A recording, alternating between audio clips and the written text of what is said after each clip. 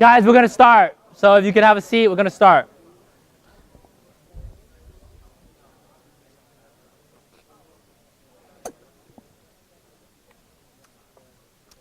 There's going to be more networking time after. Hopefully, I can do this presentation in a good amount of time, probably like an hour. But normally, it's going to run over an hour and 30 minutes. So I apologize for that, but you'll have the opportunity to network more after. Elijah, can you check the camera and make sure I'm actually in the, because I think I'm getting, my head is like cut off. So really quick, tonight's event's on pre-foreclosures. This is a real estate club. We meet here once a month. We also have a membership. The membership for the club is actually $147. Okay, if you become a member, you get to come to the club for the year. Pretty much these events, we do them once a month for a year. And we also have a webinar. So like tonight's event's on pre-foreclosures. So, I'm going to talk about pre-foreclosure only. I'm going to talk a little bit about what's called sheriff sales as well. But 2 weeks from now, I'm going to have a webinar just on sheriff sales. And so if you want to learn more about sheriff sales, be on that webinar. Also, one of the best places to get inventory right now is pre-foreclosures and sheriff sales. And that's why I talk about it. There was a question earlier about REOs. Real estate owned properties, bank owned properties. And I will tell you, don't waste your time with it right now. The reason why is because the banks are not in a bad position anymore to try to liquidate their REOs. They're trying to milk them now. I know this because I am actually a bank as well, meaning I actually buy mortgages. And I bought a lot of mortgages about 4 years ago. And about 2 years ago, or 4 or 5 years ago, about 2 years ago, the bank stopped selling mortgages to us. And I asked them, how come you're not selling us anymore?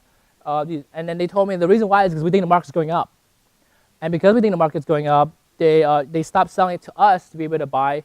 And because we can't buy, and since then value has gone up, we now understand why. Okay, so they're just milking them now. So I'll talk more about that in the webinar. But yeah, so tonight's event's on pre-foreclosures. If you guys enjoy it, leave me a review. If you don't enjoy it, also leave me a review, okay? And then you will get a copy of tonight's webinar, okay? And if you become a member, whatever paperwork I use to do my deals, whatever, pretty much whatever blueprints I work with to do the business, it's on our membership website. And you'll get a lot more in-depth things on the website once you become a member. But we'll talk more about that later. Other than that, I'm going to start with pre-foreclosures, okay? So tonight's event's on pre-foreclosure. I'll start with pre-foreclosures, yeah. So I'm going to start with what is foreclosure first, okay? So foreclosure is like this. People, what they do is they typically buy a house and they only have enough to put down 10, 20%. And so the rest of the amount that they need to be able to buy is a mortgage. You guys agree? And so people, that's the standard process of buying. And in essence, the homeowners buy, they pay, and typically the statistics show that if anybody goes behind on payments on a mortgage, they typically go behind on payments 7 months in. And so I know this data because, like I said, I buy mortgages. And so mortgages that a bank originates, meaning Bank of America, Wells Fargo, when they actually create that mortgage, they normally like to sit on it for 9 months, 11 months, 12 months. Because if it was to go bad, it would go bad already. You guys follow? And if it doesn't go bad, what happens is they get to sell it for more. Okay? And so what a lot of people don't understand is that Bank of America, Wells Fargo, they just originate. They lend their money initially. They create the loan, they lend their own money, and then after that 9-month, 10-month period, they sell it. They cash it out. Because think about it like this. If Bank of America or Wells Fargo only has $1 million to work with, and let's say they lent out 10 $100,000 loans, they just exhausted their working capital, right? And so for them to turn their money again, what they do is they sit on it for that period of time. They sell it to who? They sell it to Fannie, Freddie. You guys heard of those guys? You guys heard of them? That's who they sell it to. They sell it to those guys. And so when they sell it to those guys, they charge them $110,000 for it. Okay? How much did they lend out? 100. Am I right? How much did they make for that 9-month year period? They made about $600 a month for, let's say, 10 months. So they made another $6,000. So they made $6,000 plus they just made another $10,000 selling it to Fannie and Freddie. That's how banks make money. Okay, but here's the problem. The problem is Fannie and Freddie sits on these loans, and what happens is homeowners, will be paying them perfectly just fine for a period, and if they lose their job, there's a death in the family, whatever it is, whatever reason we don't know, they stop paying. And as soon as they stop paying, and they stop paying for 3 months, the banks file what's called a lis pendens in New Jersey or a notice of default in New York, where they're declaring that they're suing the homeowner for repossession of the asset they have the lien against. Because when the homeowner borrowed money to buy a house, they agreed on a few things, right?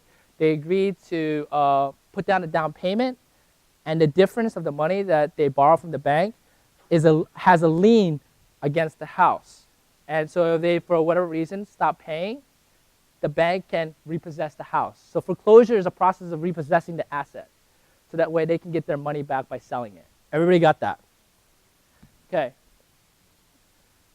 So the business is pretty much really simple. That's the big picture of foreclosure. Okay. So foreclosure is the process of repossessing the asset. But there's stages in the game of foreclosure. And so I want to draw it out for you guys.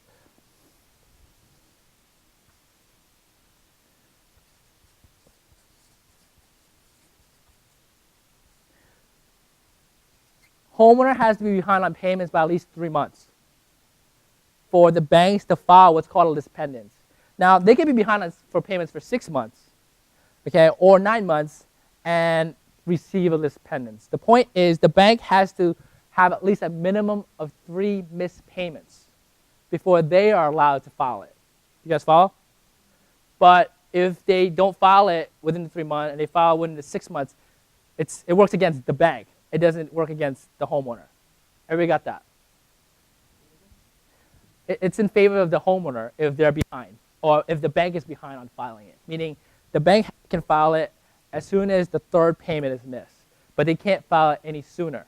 And so about 8 years ago, right, there was a lot of foreclosures. Okay, and because of that, the bank had a massive bottleneck of filings. And they didn't even know what was going on in terms of who can file it or have you filed it already. And so there were people that were behind their payments, and they didn't receive a lawsuit or a notice saying that the bank is suing them for repossessing the house until a year later. Okay, there was a period of time when the foreclosure process itself took 2-3 years to get done. It's not supposed to take that long. Everybody got that? Meaning the process of the bank repossessing the asset, it's not supposed to take that long.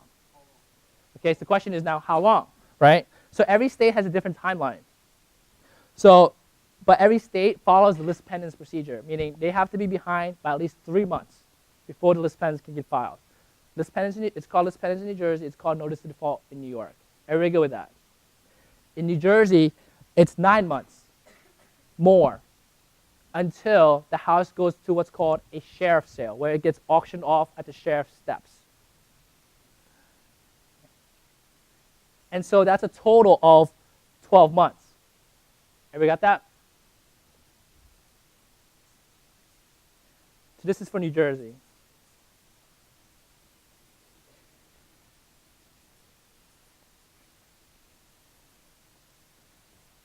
For New York, it's a total of 15.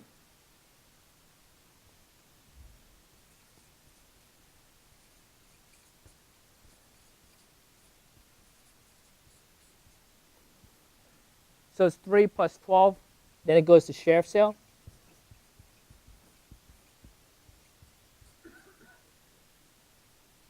Over here is sheriff's sale as well. The sheriff's sale game is a cash game, meaning when you bid at the sheriff's sale, you are not only bidding without actually seeing the property, because you didn't get to see it, right? But when you do win the bid, you have to put, depending on the state, 10 to 20% cashier's check on the spot. And you have 30 days to actually pay off the remaining balance. Those are the basics of the sheriff's sale. Any questions? Go ahead. Wait. Where's the mic? Okay. So this is not like being projected through a speaker. It's just being recorded, so that way when you guys watch the video, I'm answering questions without being asked a question. So speaking to the mic. So that 10 to 20% down payment, do you lose it if you don't move forward with the sale after those? Yes. So the question is, if you put the winning bid, let's say you won 100,000, you're supposed to put 20 grand down, and if you don't actually close on it, you lose the 20,000. The answer is yes. Okay. I've actually done that. I've bid on the wrong house by mistake. I've also bid on properties where I didn't get to see. I thought the amount of work was going to be this much. I went to see the house. It was a lot more than what I expected, and I just forfeited the deposit. Okay? It's a game of understanding how to play it.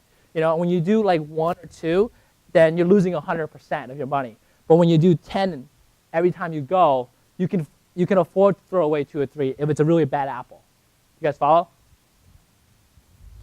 Okay, and like I said, I'm going to do a webinar focused on this topic because there's a process of learning how to look at houses, like literally, by just seeing pictures, by just seeing the hallway, or by just seeing a crack through the window. There's a process of looking at houses like that. Yeah, I just have a question. So what Try to speak louder, even though it's not through a speaker. It's just being recorded. But speak louder so that way everybody else can hear. Okay, so what happens if a person's behind on their mortgage, they're probably behind, for example, on their taxes and utility bills and probably a whole slew full of things. So how do you make sure other debtors won't come after you for the property, or the title is clean and there's no other stuff Yeah, we're gonna talk about all of that. So I'm just right now, I think I should be more clear in terms of questions that you're asking me. Ask me in regards to questions in the timeline and what I just talked about with the sheriff's sale. And then we're going to talk about more in depth of how to take advantage of the timeline as an investor. Okay? So is there a question in regards to the timeline? Pass the mic over. Right this way. Yes. Yeah, my question has to do with the sheriff's sale. Doesn't mean you obtain possession of the property because you still have to evict the current tenant. Well, you do obtain the property, but you have to go to eviction to actually, possess it. Yeah, but you do have title to the property. That takes additional 3 or 4 months sometimes. In each state, how long in New York? It's different for every state. Yeah, it's different for every state. You can do ejectment, you can do eviction. You try to normally work something out with the homeowner so that way they voluntarily leave. Because let's think about the logic of it like this, right? The homeowner just went through foreclosure, right? And if you're gonna do an eviction or ejectment on them, now that's also on their record. Who's gonna actually wanna place them as their tenant? Am I right?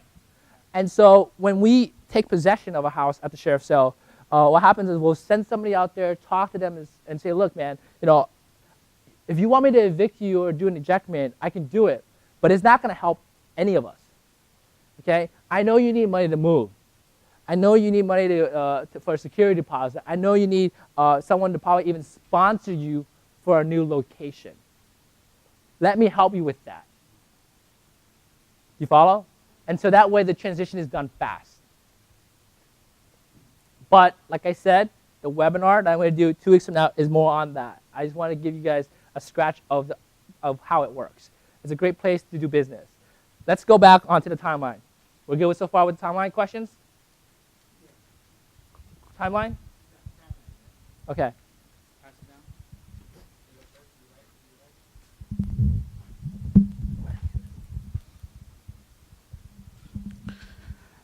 Yeah, my question is, for example, when a homeowner is behind in their payment, is it possible for you to negotiate with the homeowner and then pay the Yes. balance of the money and then take over the loan? And The answer is yes. Let me talk more about it. Okay? Take over the mic, Elijah. Okay, so let's continue.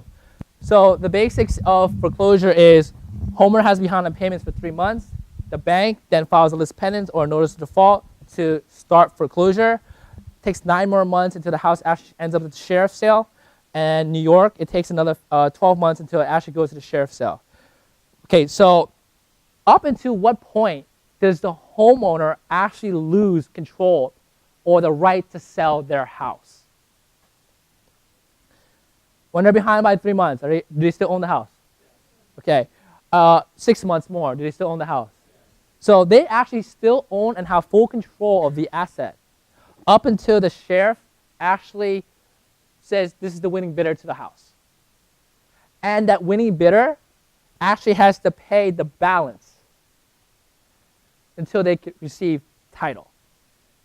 You guys follow that? But you only put down 20%, right? So the remaining balance is the 80%. There's a detail for the state of New Jersey, which is called the 10-day right of redemption. What happens with New Jersey is even if the winning bidder at the end of the auction wins, they put down the 20%, the homeowner still owns the house for 10 days. And if they, for whatever, like somehow are able to bring all the money to be able to pay off the bank, then the winning bidder gets their money back. Everybody got that. That's called 10 days of redemption, window of redemption. This is just New Jersey, yeah. Go ahead. Here you go. Mike. If the house goes to sheriff's sale and someone buys it and then doesn't come up with the balance, does the bank then take possession of the property? The bank might do the auction again, Okay. or they can go after you. Okay. But the original homeowner is out of the picture at that point after In the essence, 10 days yeah. passes. I've never had a problem with it. Okay. Like the bank never came after me, so that's good, you know. Plus, buy it under an LLC, like a shell, you know, like when you take title, take it under an LLC and then just like disappear if you don't pay it off, you know. We talked about this earlier. You guys missed the disappearing session. We're good? Question, go over here. Here we go. Pass it down. So in the period of redemption, if the original owner does pay off the loan, do you lose your deposit? You get your deposit back. You do get it back. You get it back, yeah. With no interest, though. Okay, no interest. So, everybody good with the timeline? Let's talk about how to take advantage of the timeline. So this is the foreclosure timeline. This is the landscape. Outside of this timeline, there's two types of opportunities that exist. One is called equity deals, and the other is called no equity deals. Equity is pretty much, you know, how much I guess gravy or money is available to be made in a house. So I'll give you guys a clear example. Let's say a homeowner buys a house, and it was 15 years ago. They bought it for $200,000.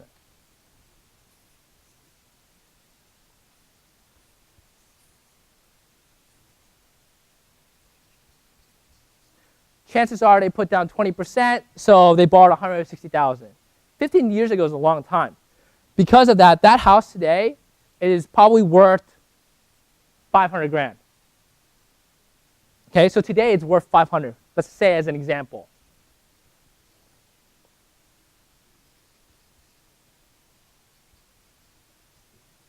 FMV stands for fair market value, what it's worth today. In essence, this house has $300,000 worth of equity. You guys see that? So these are called equity deals.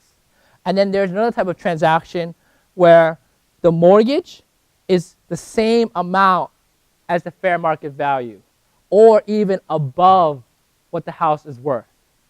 That are called no equity deals, because there's no equity in it. Everybody see that? Any questions? Don't be shy. I'm going to show you guys something crazy about understanding this concept, okay? Now, here's something crazy about it, right? In this scenario right here, they owe 200. The house is worth 500, right? So if I'm able to buy it for 300, as a flipper, how much money can I stand to make? 200. You guys see that? Now, did I do any improvement on this house? I didn't do any improvement. I just understood what the house is worth in its current condition. I understand the balance of the loan is $200,000, and somehow I was able to get this house under contract for $300,000. No improvement. Okay? Everybody good with that? So let's go back to this. So these are called equity deals. This is actually what wholesalers do. As a wholesaler, you can actually put houses under contract that doesn't need any work. As long as you put it under contract for what? The right price. You could sell it. Everybody see that? Right? Now, typically, this is just one example. Another example is this. Another example is that you have to understand is, so there's always 3 variables in every house, okay? And this is the 3 variables. The asking price, the FMV, and what's called the ARV. So here's the example. Let's say the house in its current shape is worth 500 grand.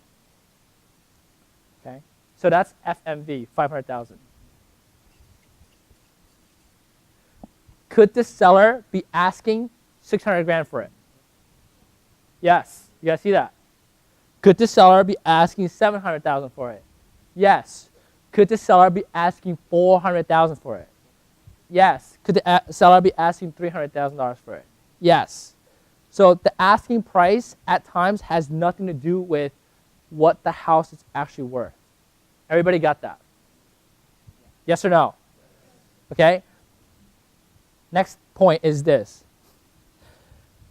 Every house has what's called an FMV. Every house has what's called an ARV. ARV stands for after repair value.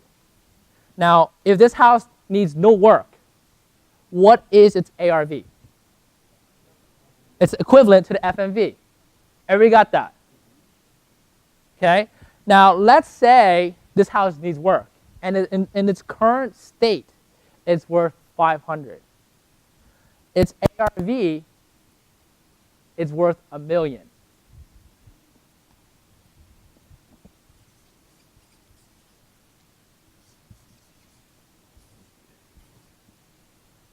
And it needs $200,000 worth of renovations. Okay? So if you were to buy it based on FMV price of 500, put in 200, you'll be in it for 700, and if it's worth $1 million, you'll be in it for 70 cents a dollar. Everybody see that? Yes? But if you were a wholesaler, you wouldn't make any money on this deal. Am I right? Because there's a rule of wholesaling. The rule is you're supposed to be in it for 65 cents a dollar. So what's 65 cents of $1 million? 650,000. Minus 200,000 is 450. Everybody got that? And then if I want to make 50 grand, I got to have this house under contract for how much? 400,000.